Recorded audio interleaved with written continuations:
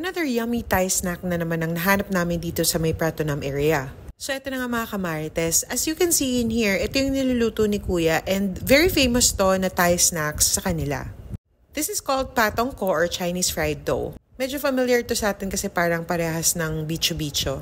And this costs around 40 baht or 67 pesos sa 6 na piraso. Kung gusto mo naman magdagdag ng pandan custard or condensed milk plus 20 baht lang yan. Super good nito pang merienda, tsaka pang snacks, and ang dami talagang pumipila sa kanila. So ito, bumili kami ng few pieces with condensed milk and pandan custard, and binalik na lang namin sa hotel para doon kumain. We really love the fact na freshly cooked siya, tsaka napakasarap ng pandan custard. Masarap din siya traditionally with condensed milk, so bibigyan natin to ng 4 na subo. So mga kamarites, i-try nyo to kapag nasa Bangkok, Thailand kayo.